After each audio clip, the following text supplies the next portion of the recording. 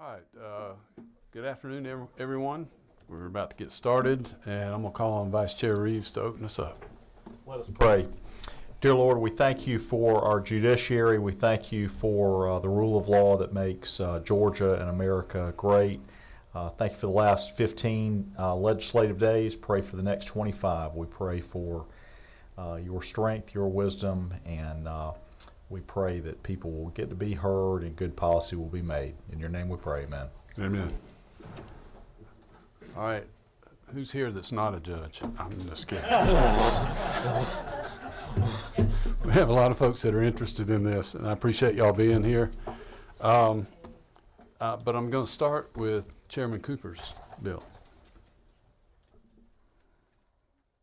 This is House Bill 177. And what's the LC on this? LC 570200. Uh-oh. Okay, thank you. Let me get you turned on here. I've actually opened up both of them, so let me turn off one. There you go. You got that one. Thank you, Mr. Chairman, and members of the... You switched on me, so I'm fixing it. Did you fix them? Or Doesn't sound like. you want me to turn it back? Go ahead. Ready? Ready? Thank you, Mr. Chairman and members of the committee. I appreciate you hearing House Bill 177.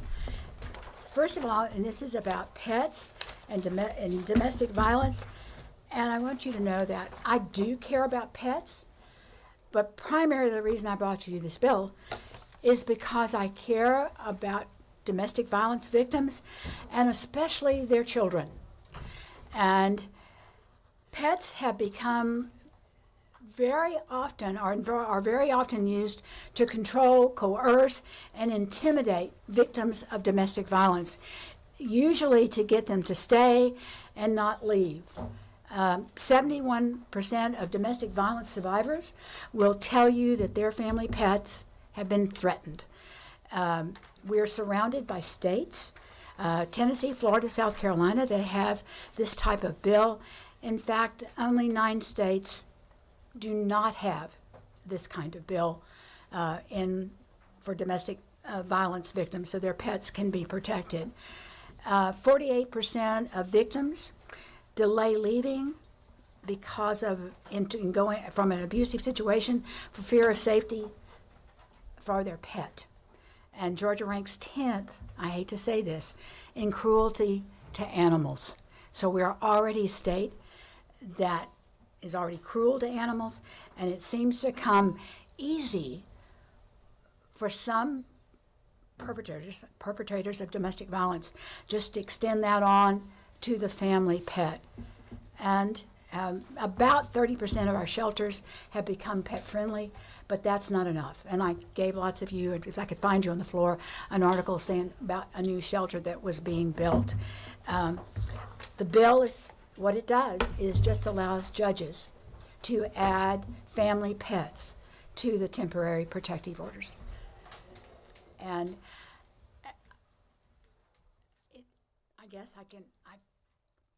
it is so very traumatic to children when they're already in a terrible situation where parents are fighting and likely to divorce, when the person who doesn't want the other one to leave threatens or harms the family golden retriever or their pet rabbit or whatever it is in front of them. It's a lasting psychological trauma and just adds to all the other trauma. So I would ask for your favorable approval of the bill, and I'll be glad to answer questions. I ask you to uncross those. There you go. Yeah. Send one way over there, and then keep that one right there for you. Okay. Sorry. Let's see if that helps with the feedback. Thank you. All right, any questions by the committee of the author? All right, don't see any. Thank you, Ms. Chairman. You can, if you want to sit in that seat right there while we get some people that want to speak to come up. Okay. And if any of y'all want to come up together, that's fine too. Karima, is it Billard? Yes, it is. All right, good, I got it right. Oh, good morning, Chairman and members of the committee. It's really good to be back here with you all again. We'll be short and sweet. My name is Karima Dillard. I'm the chair. I am the Director of Policy for the Georgia Coalition Against Domestic Violence. We are the federally recognized statewide coalition of domestic violence shelters and community-based programs across the state. This bill is very important to us. We're very passionate about it, and we fully support the passage of HB 177. I have with me Lisa Mello, who is the Executive Director of Live Safe Resources in Cobb County, and I will let Lisa take it over. You can take that mic that's in front of you. I'm getting ready to turn it on. If we get feedback, I'll have to cut it off. How is that? Go ahead. All right, perfect. Good afternoon. My name is Lisa Mello. I'm the CEO of Live Safe Resources. While we are based in Cobb County, we are actually served over 78 counties in Georgia in 2024. Our organization started in 1917, but in 1978 we opened the first domestic violence emergency shelter in the state of Georgia. And beyond providing that service, we also provide a sexual assault program and many wraparound services for our community of victims and survivors. Additionally, for Cobb County specifically, my staff are the staff who are the legal advocates in filing these temporary protective orders for our community. And in 2024, we filed over 1,200 temporary protective orders for those seeking safety in Cobb County alone. The ability to add pets to a temporary protective order allows the individual who is seeking it and their family an extra sense of safety. And it also allows my staff a tool to encourage them to take that step and move forward towards that safety. For us as an organization, you've already heard some of the statistics, but they're alarming. Over 70% nationwide of those domestic violence victims who are seeking emergency shelter will not come because that shelter may not have the ability to take their pet as well. And so they are partnering with other organizations at times to help foster, but do not have the ability to actually bring those pets into their shelters. While 30% of the domestic violence shelters in Georgia have the ability to be pet friendly, there are only 3, we are about to be the 4th, who have separate pet sheltering facilities on our site, and we will open ours later this month. So we enthusiastically support this bill, and we would appreciate you doing so as well. We're happy to answer any questions you have. Any questions by the committee? I don't see any. Thank you. Thank you. Cole Thaler?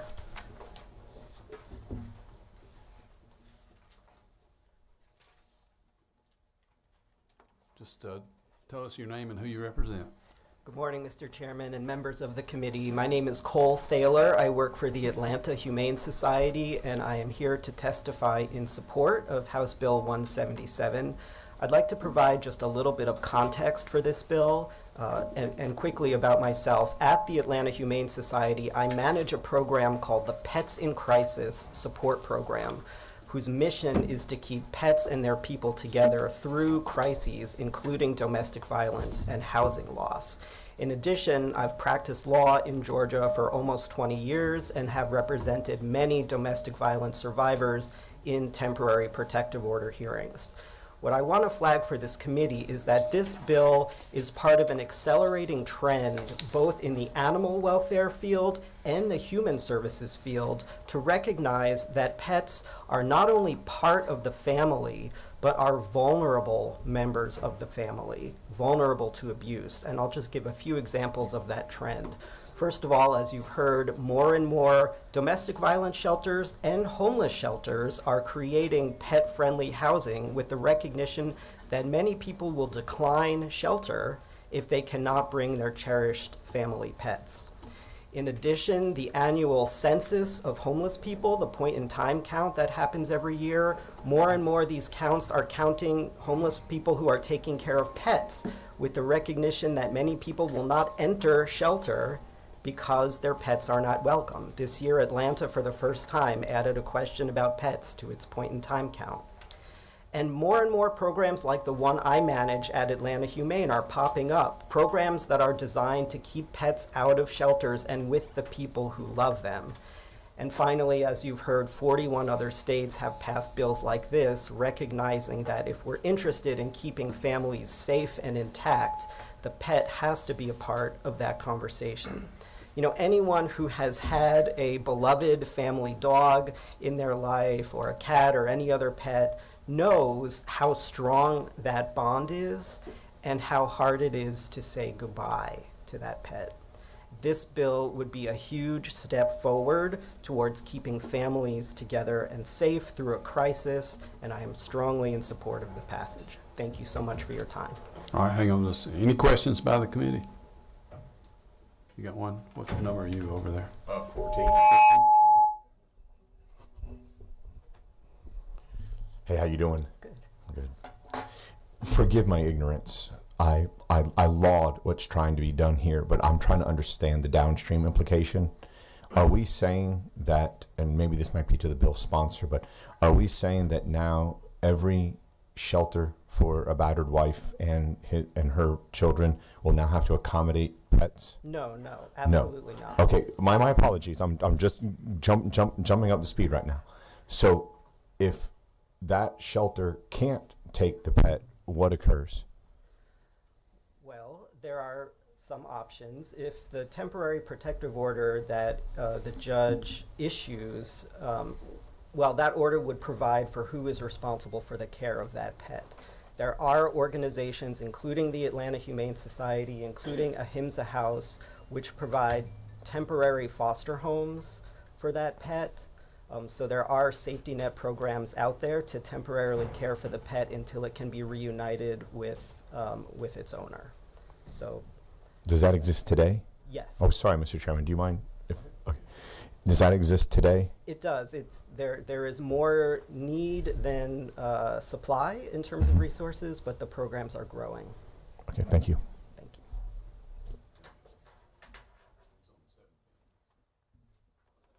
Got it. Thank you, Mr. Chairman. Yes, sir. Thank you. Thank you for your testimony today. So just to make sure for Representative Jones and for me, as I read the bill, it's not imposing any kind of mandate upon a shelter.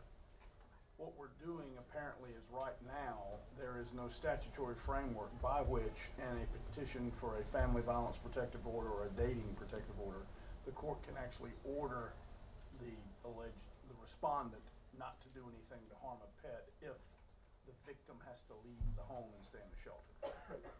The judge has discretion should it occur. Wait a minute, yeah, I apologize. The judge does have discretion to include pets in the order should it be raised, should it come to the judge's attention. What's lacking in the statute is any explicit invitation to do that. And so, unfortunately, what happens more often than not is it's not done. So what this bill would do if it passes would open the door to explicitly invite judges and parties to address these vulnerable family members. Thank you. One follow-up, Mr. Yes, sir. So I gather what we're hoping to do here is because of a dynamic in which victims often will not leave an abusive situation because they're worried about the dog. And just so you know, you can guess how I'm going to vote. I'll show you my dog. Yeah, we've got about 30 or 40 minutes. So we can run through. Actually, if the whole committee has some time, we'll flip through this for you real quick. But so the issue is that the victim will not leave the abusive situation because she usually is worried about what is going to happen to the pet. So in order to address that, I think some of the shelters are trying to build facilities where they can house pets. That's not what this bill does. No. It simply sets up a statutory infrastructure where judges will address that and thereby hopefully give some comfort to the victim if they do leave, that the pet will be safe. If they can't take them, or even if they can, that there'll be some consequences to the respondent if he tries to do something to the pet to get at the victim. Precisely. And to that I'd add, not only is it a worry, it's a founded worry, because we know and I hear the stories of abusers who in fact kill family pets, torture family pets. So the survivors who are trying to leave have good reason to fear, and this would address that. So this is not a hypothetical problem you're trying to address in the future. It's something that's happening now that you're trying to address to make it where people are less afraid of leaving an abusive situation. That's right. That's right, and if I could just add really quickly, because it's not on the petition itself, a lot of victims who would otherwise fill out a TPO without the assistance of a victim advocate don't know that they can ask for pets. Pets are not like household furniture, even though they're considered personal property, but they're actually vulnerable to abuse and need care. So not understanding the judicial system, knowing the impacts of trauma, all of that impacts whether or not a survivor will know to ask for pets. So this just explicitly places pets on the petition so that they know that that can be considered. But still, the judge has the discretion whether or not to provide for the pet. Thank you. All right. Wait a minute. Okay, go. Yes, sir. Thank you, Mr. Chairman. Can you answer a question for me? And you may not. So when I'm looking at lines 19 through 48, 1 through 11, the way that you just described that, is it fair to say, loosely speaking, that that's nearly a checklist and we're adding an additional point to that checklist? That's exactly so that when they're going through and they are, call it, not either comfortable or not cognizant or learning in the process, they can just go through the 11 and be able to provide answers to the judge? Exactly. Okay, thanks. Okay. And who's got 13? Mayor Margaret? Mr. Chairman, at the appropriate time, I'd like to make a motion and suggest that we all hold up our cameras one time so we don't have to take the 40 minutes. I love it. Yeah, we have some more to speak, Oh, but okay. we'll be down here in just a second. You'll see some more camera shots. Yeah, Last one. okay. Thank y'all. Appreciate it. I think I know the mood of the committee right now, so. Jennifer Bivens. Okay, I got them both live right now, so go ahead. Hi, my name is Dr. Jennifer Bivens. I'm with the Georgia Network to End Sexual Assault. I'm a researcher, violence against women. And I'm also a foster for, have been a foster for Himza House, and currently I'm a board member of another nonprofit animal shelter. And so I have 6 babies at my house right now. And so, 4 women who are leaving the shelter that they would be going to does not have the space for the animal. Like I said, people like me will agree to take the animal for however long they need that time to get reestablished. And again, we love on them and take care of them just like they were our own. So my husband hasn't kicked me out of the house yet, but we'll see. So we definitely are very excited about this bill and would love to see it move forward on behalf of the 2-legged survivors as well as the 4-legged survivors. So thank you. All right, thank you. Any questions? I see none. Thank you. All right, it's Representative Oliver. I think it's time to show your picture. Move to pass. All right, do I have a second? Second. All right, I have a motion and a second. Any further discussion? All those in favor say aye. Aye. Any opposed? All right, your bill passes. Thank you very much, Chairman, and to the committee members. Thank you. Occasionally make somebody Okay. Where to now? Oh. Representative I Earhart? think they did have the authority, but she's right about the petition. Jenny? These are all. Jenny? Come on. About to ask Chairman Cooper about her corgis.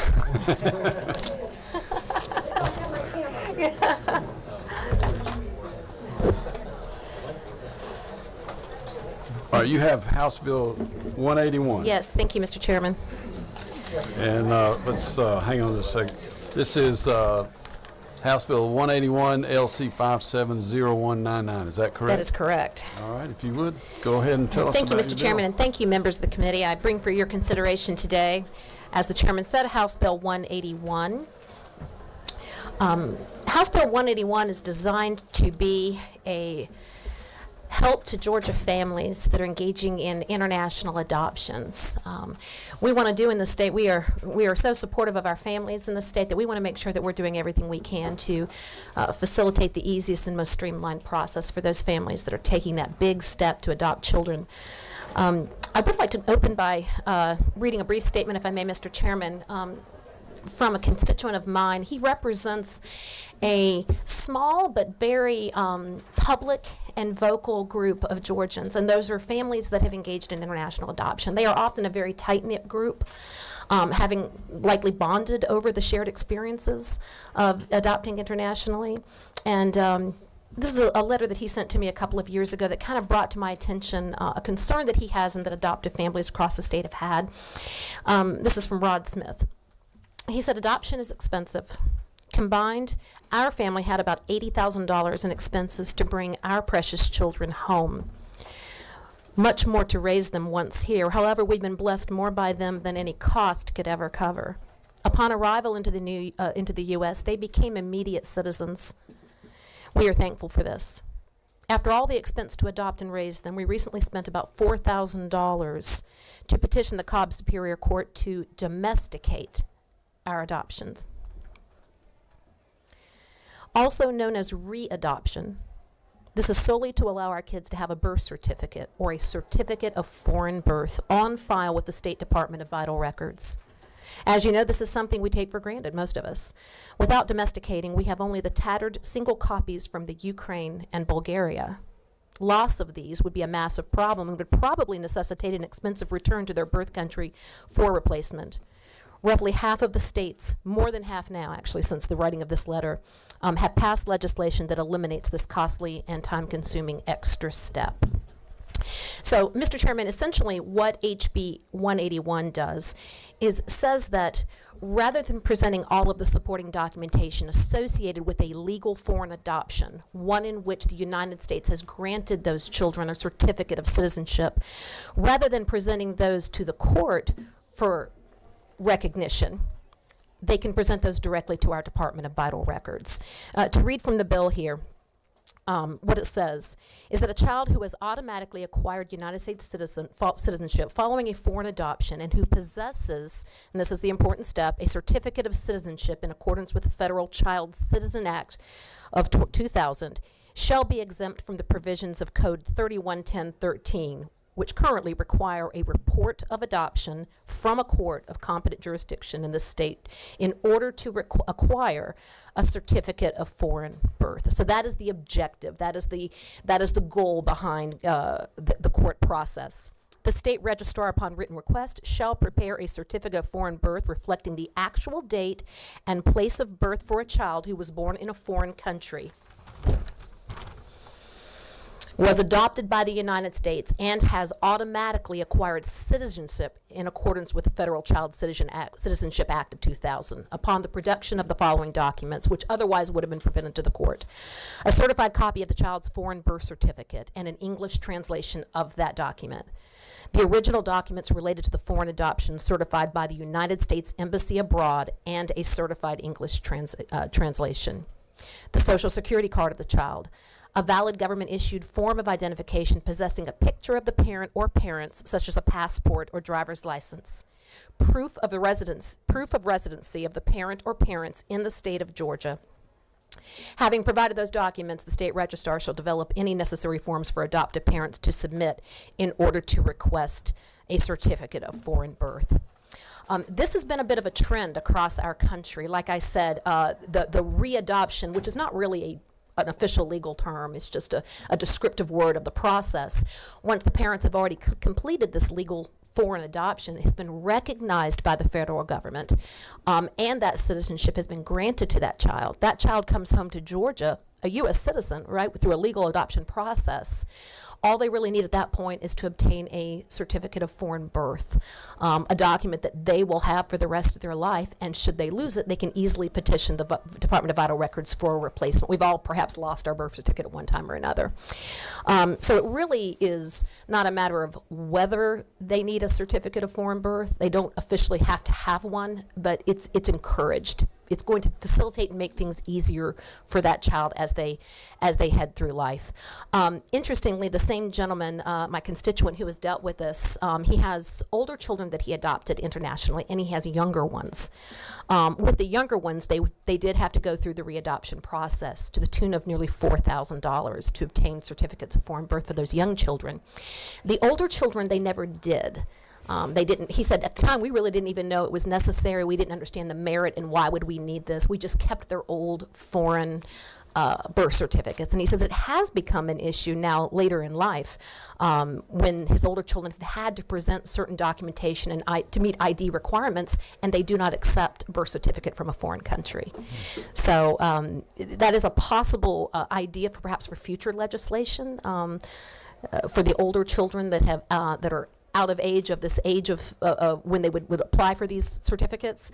But for now, what we're interested in doing is just making it as easy as we can for Georgia families to facilitate that and perhaps help them in the pocketbook a little bit. Yeah. I am happy to answer any questions that the committee may have. All right. Chairman Leverett. Thank you, Mr. Chairman. So, Representative Earhart, my understanding is the current code 131013, I was looking at it, it addresses adoptions of foreign children, but basically it contemplates that you've got a decree of adoption for the state. Right. So what you're saying is what happens is if people do a foreign adoption, they bring the child here, they can't get documents unless they do go through a second adoption under the laws of the state of Georgia. Yes, thank you, Mr. Chairman, hence the term readoption. Readoption. So what your bill would do, it would give them another path to getting these documents so they don't have to pay for another adoption after they already had the adoption done in a foreign jurisdiction. That is correct. Essentially moving what some people might regard as simply a bureaucratic step, really for all intents and purposes, simply an administrative step in just certifying, yes, those documents are there, eliminating that court requirement. And one other just follow up. I have a constituent who had called me with some challenges they were facing. Long story, but same issue. They had been working on it for 4 years, and the cost was similar to what you have recited. Right. So I think anything we can do to help folks in that situation. Agree. And there is a distinction to be made, certainly between domestic adoptions and foreign adoptions. Certainly it's all expensive and can be a financial challenge for many families. There is a particularly high price tag on foreign adoptions simply because you're talking about international travel, hotel stays that can go for weeks at a time. So it's an expensive endeavor for families, especially as relates to foreign adoption.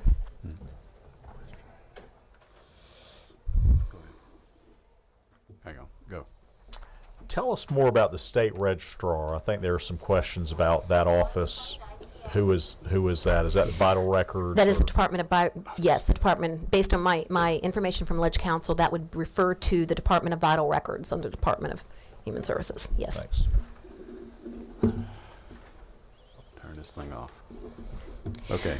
If I may, Mr. Chairman, it's important for me to also make the distinction that there's no watering down or dilution or reduction of the requirement of documents that need to be provided. Need to be provided. Representative Silcox. Are you on 11? I am. Okay, go. Thank you, Mr. Chairman. So I guess I'm curious, is Vital Records prepared to do this, or have you talked with them about this, or is there a cost? Right. For them My understanding is that the only requirement that they would be required would be to develop a form. The form for submission of those documents. You'll see that is noted. The State Register of the Department of Vital Records shall develop any necessary forms for adoptive parents to submit in order to request a certificate of foreign birth. My understanding is that any expense associated with that would be not anything necessarily notable or substantial. And I think it's a great idea. I guess my question goes a little bit to Representative Oliver's question that the state registrar is kind of vague, and I guess I would want someone who's someone in authority that has some, they won't be sworn into a court of law, for example, right? These people are just, I would want somebody in authority in this registrar's office to do this so that we know that it's done legally. I mean, Right, the process. You're talking about the process of providing the documentation or the method for which these adoptive parents would submit right. application for Well, their- and quite frankly, how those documents are evaluated. I mean, what are the standards for those the evaluation of those documents? Because that can be pretty tricky coming from some countries, right? Where Well, I mean, again, I think that's the reason that those documents are specifically outlined in this legislation. In terms of tricky, I wouldn't know. I know that certainly some of these documents may be written in a foreign language. or they might not be true. They might be false. Oh, well, I suppose that is possible as well. I will tell you that I did get confirmation from Legislative Counsel. What is the court currently doing with these documents?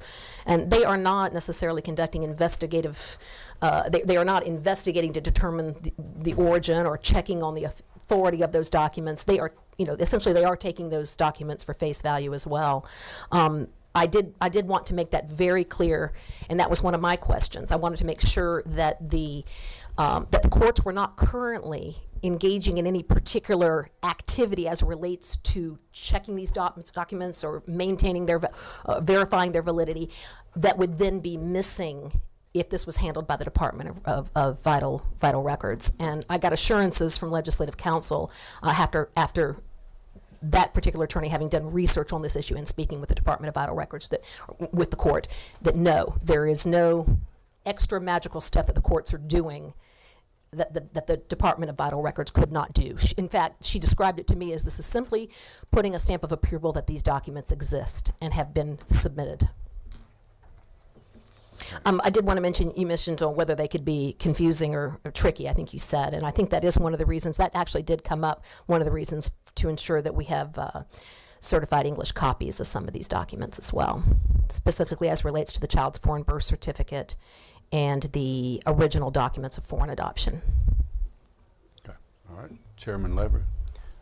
Sorry, Mr. Chairman, I keep coming back here, but my understanding, again, from that constituent, to address Shirley Silcox's concern, is that there's also extensive federal law and involvement in these kinds of adoptions, and the State Department is involved, and they issue certain certificates, and it's an assumption of mine that the reference to the Federal Child Citizenship Act of 2000 would impact that, and so you've got to get certain certificates and authentications from the State Department. And I don't know if this answers the concern you had about state registrar, but that is a defined term in Title 31, Chapter 10, and I texted that to Chairman Reeves over there. So I think to the extent there's a concern about it not assigning the responsibility to someone, I think it does. That it would be up to that the registrar to, if he needed to, delegate that to someone in the department who had some expertise. I think that'd be within his or her discretion to do so. But I do think the concern about authenticating of the documents is, while a valid one, there are certain established documents and certifications and authentications that come from the State Department that sort of travel in this space that might address some of that as well. Yes, thank you, Mr. Chairman, and clearly, hence the term readoption. The vetting process has already occurred. All of the requirements that need to be satisfied for there to be legal foreign adoption already took place at the federal level through the State Department, through the embassy in the child's country of origin. So this is simply what many in this community believe, and other states as well, clearly, as this is just really a duplicative, additional, expensive administrative step that probably is not necessary for adoptive families. Okay. All right. Who's got 12? It was me, Mr. Chairman. I was just going to say at the proper time. Oh, okay. All right. All right. I don't see any more questions. And did anybody want to speak on this bill that didn't get a chance to sign up?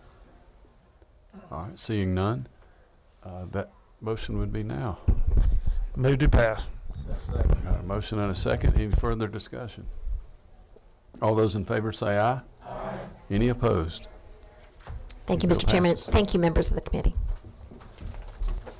All right, let's see. All right, now it's Chairman Leverett's show. If you want to just sit there, I think that would work. Or And we'll take up whichever bill you want to take up first. Why don't we do House Bill 85 first, Mr. Chairman? All right. I got your mic turned on now. All right, thank you, sir. Well, good morning, everybody, or good afternoon. I appreciate the opportunity to present to y'all House Bill 85. And if it seems like deja vu all over again, that's because that's exactly what it is. Those of you who were on the committee last year remember we presented this bill. I think it was voted out unanimously. We made it off the floor. And as Vince Lombardi said, we didn't lose the game, we just ran out of time. We ran out of time over in the Senate, ran into some obstacles. We're trying to get it through again. This bill would reform the structure of compensation to our state Superior Court judges. Okay, let me interrupt you just a second. The LC number we have on the agenda is LC 473176. And what I'm looking at is a substitute. Is that what we're? Correct. There were actually, there was one, and then we caught a little typo, so it's LC 473366S. Okay, great. Thank you. Thank you. So just in case you're tracking to last year, we had one bill for all classes of state paid judges. This year we have two. This one deals with the Superior Court, and part of that's because the Superior Courts have certain special considerations that don't really apply to some of the other classes of court because of the county supplement. So we're trying to deal with a lot of those issues here. So we mentioned the substitute, and of course that this year this is substantially the same as what we submitted and what this committee approved last year. There are a couple of changes and differences that I'll discuss, but it is substantially the same kind of concept. And this, of course, is not Rob's concept. This was a concept of the Judicial Council that was approved by the council. They've been working on this rather tirelessly for a number of years. And so the credit goes to them for this structure. And we do have a number of members of the council here today, which, as you mentioned, it's we sort of have a little bit of a Judge Palooza going on here. We have Presiding Justice Nels Peterson, I believe, is over there to my right. And Judge Trent Brown and Trey Pipkin of the Court of Appeals are over here behind me. Then Judge Ann Harris is the Chief Judge of the Cobb Judicial Circuit. She's back there, I think, in the corner. And she's also president this year of the Council of Superior Court Judges. Judge Brenda Weaver, Chief Judge of the Appalachian Judicial Circuit, is over there too. And Judge Terry Massey, Judge of the Ocmulgee Circuit, is back there. They're all sort of back there in the Judge Ghetto corner in the middle. And Judge Jeff Hansen, I believe, is here. He's the president of the State Court Judges Council. So we appreciate having all of them here today and appreciate their time.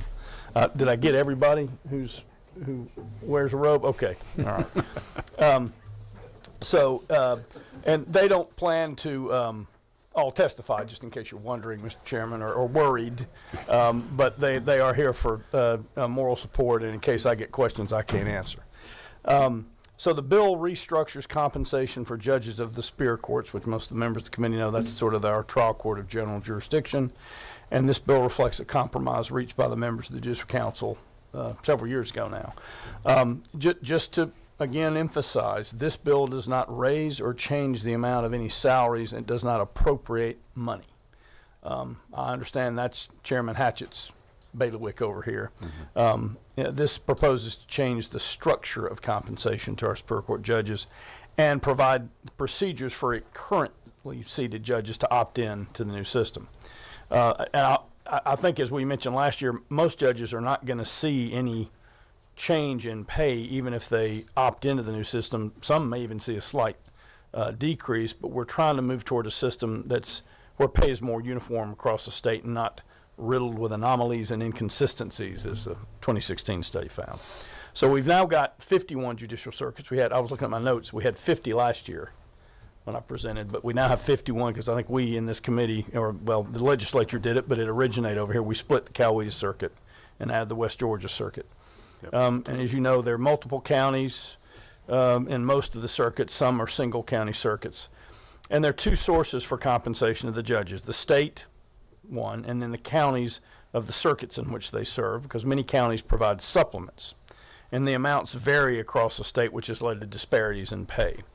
It's also, I think, one can argue, led to an undervaluing of of Superior Court judges and appellate court judges too, as we'll mention when we talk about House Bill 86. The state-funded portion of our Superior Court pay, and this is somewhat dated information, but it ranks 49th in the country. That's ahead of only West Virginia, so we actually can thank God for West Virginia in this case, I guess. And to show the disparity, if you include supplements, the Superior Court pay ranges from 45th in the country to 5th, depending on where you are. So I would just submit that's a flawed system. That's not a great way to run a railroad. And we're trying now with this bill to create a more uniform, sensible system, and we think better. So just as last year, we create a base rate salary structure for state-paid judges tied to compensation for judges of the United States District Court for the Northern District of Georgia. So we have this maximum salary concept. Again, it doesn't appropriate anything. It sets a cap. And it replaces local supplements with locality pay, which is limited to 10% of whatever the state salary is. And one of the changes we have in the bill here is this bill is actually based more on the bill as it came back over to us from the Senate without bingo and increasing our legislative expense accounts. We tried to preserve the changes that were limited to the substantive original part of the bill. And we do provide for a phase out of locality pay as pay if it goes up significantly, and then it would start a phase out to where eventually there would be no locality pay, but the salaries, I think the salaries would be enough to where the judges would not have their feelings hurt too bad at that point.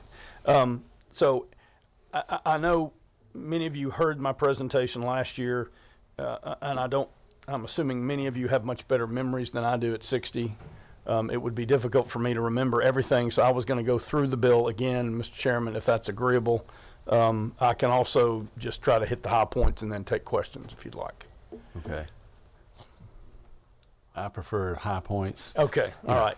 So let's go back to what we mentioned. So we basically set a cap that's tied to Northern District pay, and the judges, Superior Court judges, would be paid a percentage of that. The cap, they wouldn't be paid, but the cap would be 90% of that, what we call the base amount. And part of the reason we're doing that has to do partly with our next bill, but that's also to try to set some kind of reasonable structure and order across the different classes of court. All right, just so we all know what we're talking about, do you know that number on the pay for the Northern District? Well, right now, let's see, I have it in here. So it's actually the 2-year-old salary. So last year it was $223,400. That would be the base amount, and then the max that a Superior Court judge could get was 90% of that, which was $201,060. This year, it actually, 2 years ago, it went up, and so it's $232,600, and that would be $209,340. But again, that's the cap. Right. That's not a required pay. It's not even necessarily what the judges would ask for. That's the cap. And that's not what maximum. Hatchett has said he would put in there either. So, Correct. right. That's my understanding. Okay. So we're still making entreaties there, but that's a separate process. Right. So I think one of the very smart features of this structure is the judges know we are rather covetous old sinners when it comes to our appropriating authority. We don't like to do anything to tie our hands. And all this does is it prevents us from going over a set amount unless we amend this law. Mm-hmm. So I feel like that there should be no objection to this structure on that basis. It doesn't tie our hands as appropriators. So that's the maximum, and then there are a number of provisions in here about opting in, because obviously there's a constitutional prohibition on reducing judicial pay during term, and we also don't want to cut the pay, and so judges can stay in the current system, existing judges can, and they can opt in to the new system. Any judge that's appointed after July 1 of this year would automatically be in the new system. They would be in this new structure. So I would add to the point you were making, Mr. Chairman, even if we did go and fund at the maximum, it would just put us toward the top. It wouldn't put us at the top. We would still be 14th in the country on Superior Court pay. And that doesn't even allow for the failure of pay to keep up with inflation over the last 20 years. And keep in mind, of the entire budget, the entire state budget, the portion allocated to judiciary is 0.6%. So these are big numbers, but not that big to someone appropriating state budget. So we've got the opt-in provisions. And another change, obviously, is, of course, we moved all the dates back 1 year. We've got a new section in here. Well, I'm sorry, this was in the bill last year, but it just addresses the locality pay concept. So we're basically still allowing supplements, but we're calling them locality pay to make it clear that they have to be restricted to 10% of whatever the state pay is. And then if the state portion of the salary reaches $201,060, then locality pay is gradually phased out over time as that pay rises. And so if you go into the new system, you can't get paid a supplement. You could get locality pay, but not the supplement. And we've still tried to preserve fringe benefits and retirement. It's not intended to impact any of that. And then the last section, which I appreciate ACCG that collaborating with us. Last year, it's basically the same effect, but we tried to make the language a little more express. So, of course, it's a little longer, but that addresses for local governments that tie compensation of local officials to Superior Court pay. We are trying to make sure they aren't, if we do increase the amount of state pay to Superior Court judges, they're not adversely impacted and have time to sort of plan and sort through their budget. So there's a suspension that would apply for a year for any judges that aren't, other than Superior Court, like state court, if they're tied to Superior Court pay. So the local jurisdiction can make some adjustments if they need to, either through a local act next year or taking action in their own, by resolution or ordinance. And then for other officials, it's paused until the local government takes some action. So again, we're trying to just make it to where local governments have some ability to plan and make adjustments if they think it's appropriate. And we got input from ACCG on that section, and we appreciate their collaboration, and on other sections as well, to do things that they felt made the bill clearer, because they do deal with compensation as well. So basically, from last year, we got 2 bills, not one. Implementations have been moved back a year. If you recall, last year, as filed, the bill had a Judicial Compensation Commission. That was removed by the time that we brought the sub, but that's still out. We took out the deadline to opt in for existing judges. We have the phase out of locality pay, and the suspension of the linkage for local offices is preserved, but the language was reworked a little bit, we hope, to the better. All right. I see one question. Thank you, Mr. Chairman. Thank you. Just a few questions, if I may. Chairman Leverett, so if I heard you, number one, this addresses the parity issue that's been raised, where Superior Court judges are state officials, and throughout the state there's a great divergence in what they're earning while presiding in Superior Courts across the state. Is that right? That's correct. Okay. Currently. And this also would, we retain legislative authority for the appropriations process. There's no set salary in this legislation. Is that correct? None. And I would argue that currently there kind of is, because 4574 has a numeric amount in it, and we're taking that out completely. All right. And my recollection, correct me if I'm wrong, but I think the House of Representatives passed this legislation 3 times last year. That is on correct. The floor. 3 times. Correct. Okay.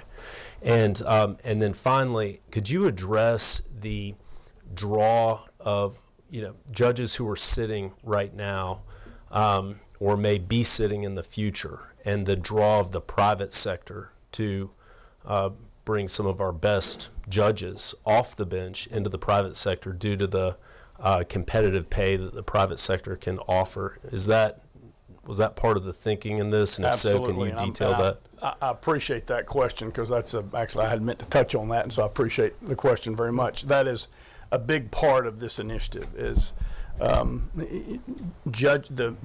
private sector pay is fast outpacing what we pay to judges, and it is making it difficult to retain. I think there's been a problem, and I think I've even have heard. So last year when I followed this, a lot of my reps says, "Oh, they all line up. You can't count them all when you open up when there's an opening and someone applies for an appointment." I have heard 5 or 6 different stories. Now this is anecdotal, but of where that's been done in different circuits. Some of them are like circuses, but different circuits, and they are not lining up. I mean, they're having to go beat the bushes to get people to apply. And even in an election in my circuit, we only had one person put the name in. Now, that's good for him. But you know, I think we always tend to feel like it's better if the public has a choice. And so you are seeing, and I've been seeing, and I think people across the state would say you are seeing sort of a dynamic develop where it's difficult to retain and attract qualified candidates for these positions. And I think that's essential that we continue to do that for the health of the judicial system and the justice system in the state. Oh, okay. Question I have on locality pay, is it voluntary for the circuit to pay that? It's still voluntary. They don't have to pay locality pay or a supplement. There's just a limit on the maximum they can pay. Okay, so we could still have a divergence in pay across but it wouldn't be as wide a gap. Wouldn't be as wide, and as the pay goes up, it would go to zero. There would be no locality pay. Right. That, again, was an innovation from our friends in the Senate, which we have put in this bill. Okay. Any other questions? All right, what's the mood of the committee? All right, you got a motion and a second. Any further discussion? Hearing none, all those in favor say aye. Aye. Any opposed? All right. Bingo. Got it? Well, Let's work on that as a separate bill, Mr. Chairman DeLoach. No objection as a separate bill. All right, you have one other bill? I have 86, which, Your Honor, is sort of the, you know. What's your LC number on? Let's hold on. This is the as-filed version, and it is LC 473171. All right. So a bit simpler because we don't have the issue of opting in and supplements and that sort of thing. If you notice, we take the same code section 4574, which sets out salaries of various state officials as well as judges, and we strike the specific dollar amounts for Supreme Court, Court of Appeals, and statewide business court, and we replace those with a percentage of the same base pay, that same index, if you will, the Northern District of Georgia. And that we also then address the tax court, which I think is not, it's been authorized by the voters. I don't know if we've statutorily created or if it's in the process of being created, but there's a delayed effective date on giving the tax court a similar percentage as well. Mm-hmm. So the percentages are slightly different than we had proposed last year, but it's the same concept, substantially the same bill. All of this was rolled into one bill last year, but we've just separated them because they're sort of, you know, the appellate and statewide courts don't involve all the opt-ins. It's a little simpler, and so we've done that as a separate bill this year. Okay. Any questions by the committee? I've got one right here. Vice Chair Reeves. Great bill, just informational only since you mentioned tax court. Apparently, there's a 1 month gap that's going to get circulated. So if anybody's interested on that's something that there's a July 1st date and an August date, and we have a 1 month gap that needs to be fixed. So my understanding is there's a bill which I signed maybe behind you. So I do think we're trying to address that issue too. All right. I don't see any other questions. What's the will of the committee? Got a motion and a second. Any further discussion? Hearing none. All those in favor say aye. Aye. Any opposed? Bill passes. Thank you, Mr. Chairman. Thank you, members of the committee. And that completes our business, and so we're adjourned.